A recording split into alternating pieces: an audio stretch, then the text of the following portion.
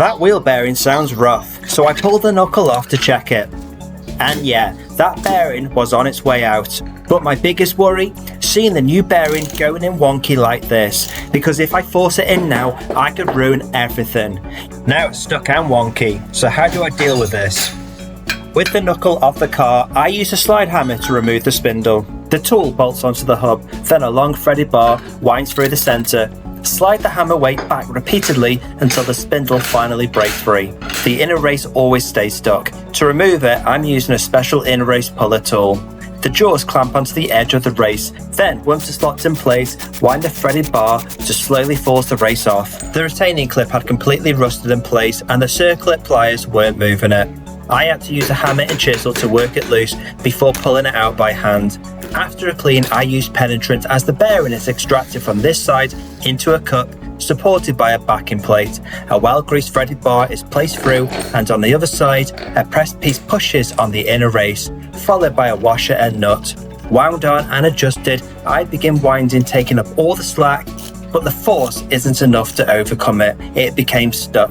I placed the ratchet on the other side and used a breaker bar to unseat the bearing. It became easier and easier. I was able to switch back and use the ratchet. I kept winding until it was finally free. With the bearing finally out, I removed the rust from the lips and used an abrasive pad to clean the ball.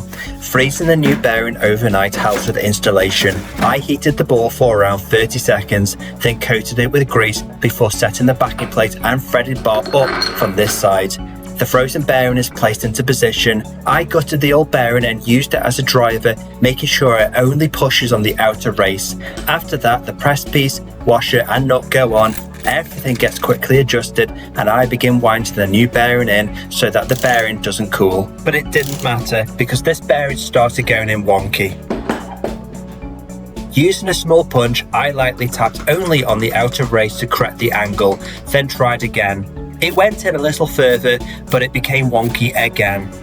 I tapped the outer race once more, adjusted the angle and tried again.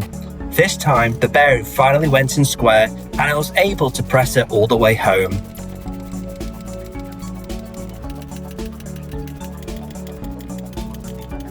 After one final push, I removed the kit and fitted the new retaining clip. To install the spindle, place a press piece over the front, run the threaded rod through and into the new bearing. I used the old inner race as a driver against the new inner race, followed by the backing plate, washer and nut before beginning to wind it on. For spindle installation, force must only be applied to the inner race. It will come to a sudden stop when it's fully seated. With the kit removed, everything felt smooth, but how did it feel back in the car? Let's find out.